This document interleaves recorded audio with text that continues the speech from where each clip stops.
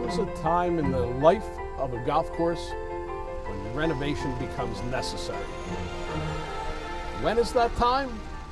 Well, there's a lot of factors, and those factors are best explained by the experts.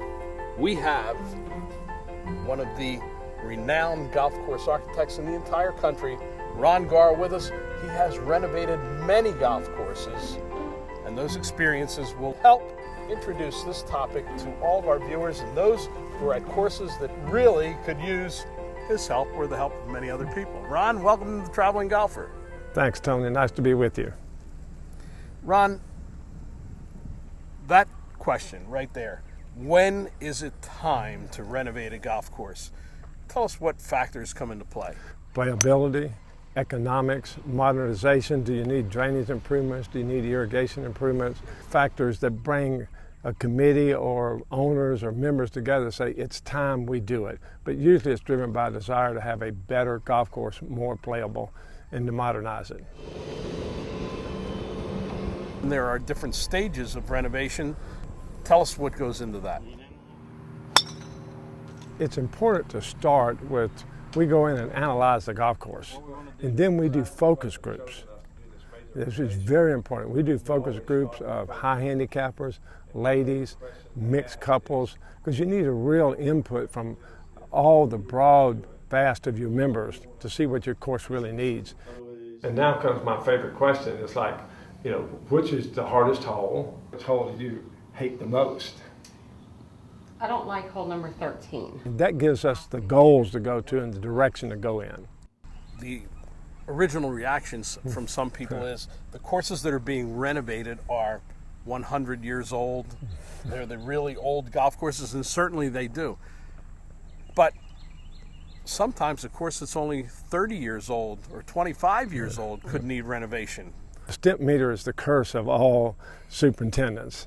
They have to cut the grass very short. They have to aerify, they have to top dress, organics building up in the root zone. All of those things make it much harder to keep the greens in the condition that the members and the guests want. And it's very important that we go in and reinvigorate those greens through a renovation program. Once you've compiled the results from the focus group onto the drawing board? That's the next step, and obviously there's an intermediate step also. One of the things we have to do is get good aerophotography. We have to get topographic information, which now we use mostly GPS, and every time they put it in the ground, it makes a point. It's just phenomenal how accurate and how many points we can get. We'll do the shapes of the bunkers, the shapes of the greens, the elevation of the putting surface, all that technical stuff. Then once we get that, then we start taking it to the drawing board. There's a series of processes that you go through. And we actually have about a 110-step process. One of the most important things is to make sure that you think about, who are we doing this for? We don't do golf courses for tour players.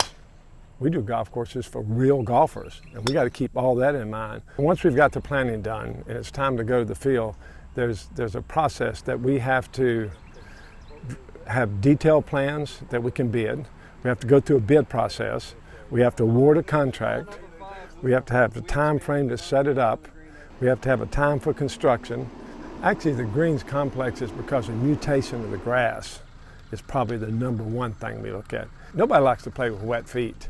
And obviously that's a big factor, but we renovated Lakewood in New Orleans where they held 27 New Orleans Opens. And we went in right after Katrina. So that's been a huge success there because they played more rounds since we've done it than they ever did. It's great to see golf come back in New Orleans, and Lakewood is such a great golf course with a great history. Now to one of my favorite topics, trees. You take courses that are 30, 40, 50 years old, the trees are 2 and 3 times the size they were when the golf course was built. So almost every golf course needs to have trees taken out because grass really survives on photosynthesis. Everybody thinks it survives on water and fertilizer. You have to have water and fertilizer to make sure that photosynthesis works. We have to have a punch list at the end. We have to grow the grass back in. Then we have to have a grand opening. It's a unique challenge, but one that I love. Private club, sometimes it's easier to go about a renovation because one entity, whether it's the board or whether it's the owner, can tell the members this course is going to be down for a while. our pro shop will help you play some other courses in the area.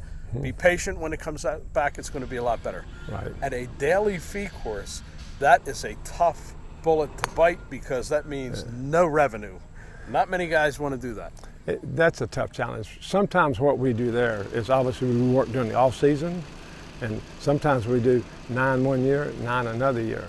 Sometimes we'll do even 3 or 4 one year and have a couple of temporaries, and we'll start late in the season and have them open back up early the next season. So it's always a challenge depending on what part of the world you're in, depending on the environment you're in, temperature, daylight hours, all that stuff. All that has to be in the formula.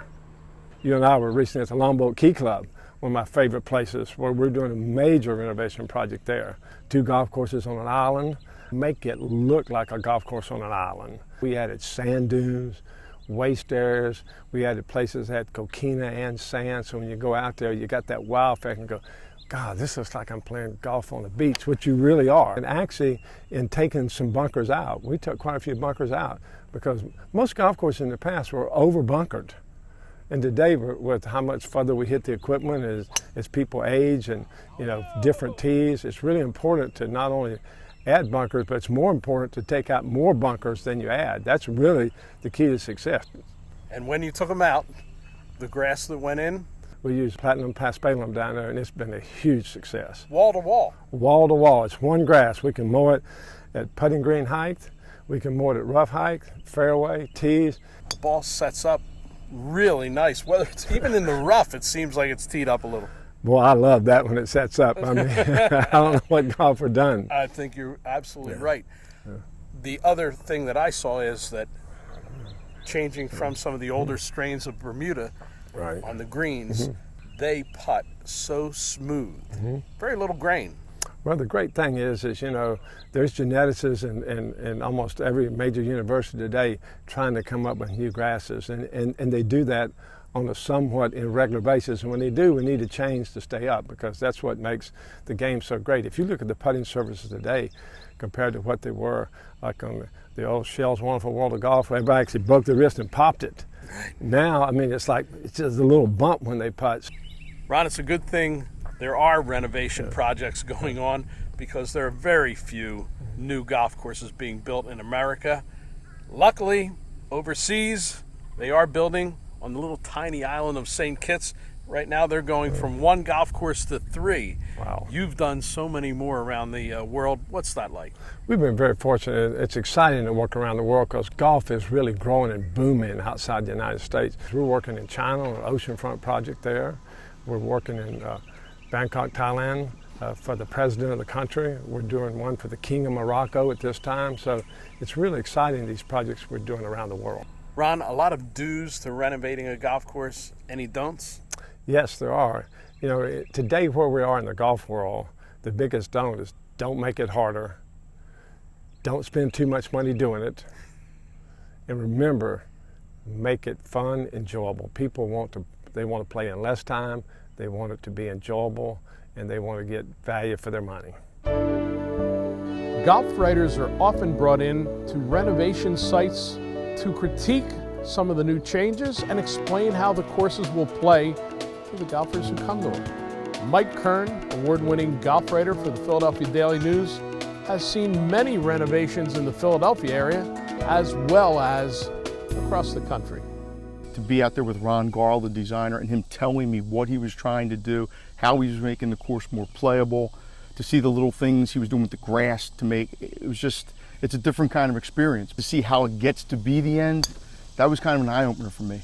I don't think anybody goes in to renovate a course thinking it's not going to, be a change that's going to make it that much better of a course. The one that comes to mind for me was Oakmont, because I was there in '94 covering the Open. It's tree lined.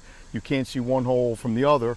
Now you go back, they've taken out 1 million trees, and you can see like 16 of the holes standing up by the clubhouse. So much of a better course. And the other one is Pinehurst, where they went and took it back to what it was like in 1945. Pinehurst number 2. Number 2, opened it up. I think a better golf course.